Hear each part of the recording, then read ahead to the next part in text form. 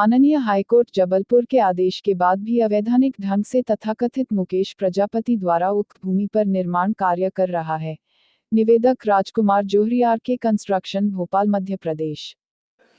हमारे ये जो राहुल जोहरी जी हैं, इस होटल के ऑनर हैं और इनकी विगत करीबन 7 एकड़ ज़मीन है और उस 7 एकड़ ज़मीन में इन्हें लेकर के कुछ तथाकथित लोगों ने उस ज़मीन को अवैध रूप से कब्जा करने का प्रयास किया।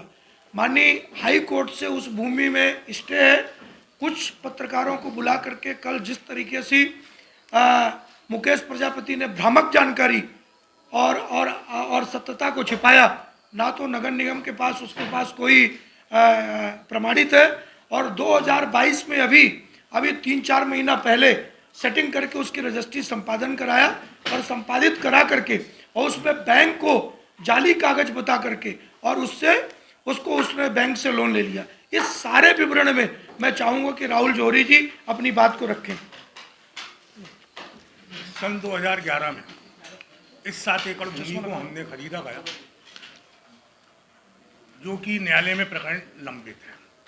2018 में हाई कोर्ट का स्टे इस भूमि पे है, माननीय उच्च न्यायालय का, जिस कारण उस जमीन पे आज की तारीख में कोई कार्य नहीं कर सकता। 2022 में शाहिरा बानो एवं सफदर अली ने जो सन 90 में उन्होंने रजिस्ट्री कराई थी, वो फर्जी रजिस्ट्री है, जिसके खिलाफ FIR सन 98 में पिपलानी थाने में हो चुकी है, जिसने वो रजिस्ट्री कराई थी। उसके बाद उन्होंने आगे मुकेश प्रजापति और तुलसी प्रजापति को बेचा गया है ये प्लॉट।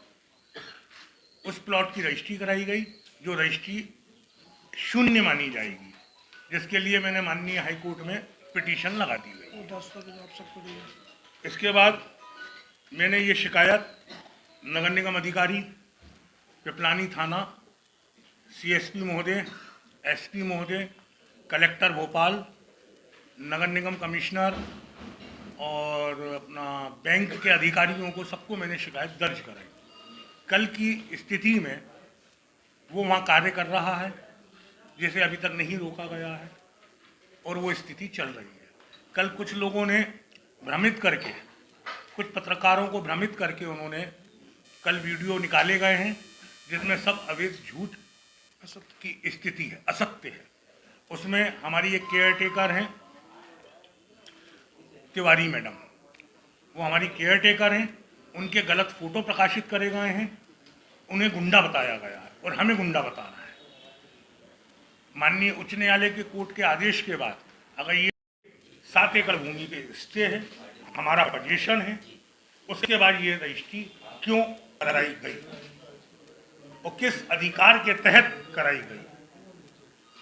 सर, कल जो प्रेस वार्ता उन्होंने करी और जो भ्रमित प्रकाशित करा, उसके बाद आपने अपना क्या कदम उठाए सर? हमने सब जगह आवेदन दिए हुए हैं। उस कदम के लिए आज हम आप लोगों के सामने बैठे हुए हैं। ये हमारा वही कदम है जो आपको, देखिए, हमारा एक ये भी कहना है कि किसी भी तथ्य को, मीडिया हमेशा क्यों बुलाई जाती है कि मीडिया तथ्य और सत्य को और फैक्ट जाने। भाई, कोई महिला का फोटो बिना अपराध किए छापना ये बहुत बड़ा दंडनीय अपराध है। आप सब समाचार पत्रों से जुड़े हो, हमें कोई दिक्कत नहीं। जिनने कहा है हम उनके लिए व्यवस्था मानहानि की बात नोटिस जारी किए। मैं तो ये पूछना चाहता हूँ प्रजापति से कि भाई, मीडिया को तो आप बुलाओगे तो आपके पास भी आएगी, वहाँ भी जाएगी। हमने इसीलिए पहले आपको डॉक्यूमेंट दिया कि हमारे पास हाई कोर्ट का स्टे है, उनके पास नगर निगम की ना तो कोई अनुमति है, केयर टेकर द्वारा अनुमति लेकर के उस भवन में अवैध बनाया जा रहा है और कह रहे हैं कि हमारे पास अनुमति है। जो आर्किटेक्ट है मनीष सक्सेना, उस मनीष सक्सेना का तत्काल लाइसेंस समाप्त कर दिया गया और नगर निगम ने उसको नोटिस जारी कर दिया।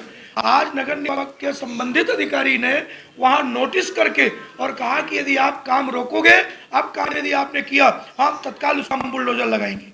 है तो एक खुलेआम एक शहर के प्रतिष्ठित व्यक्ति को और भूमाफिया शब्द से संबोधन करना कहाँ तक जायज है?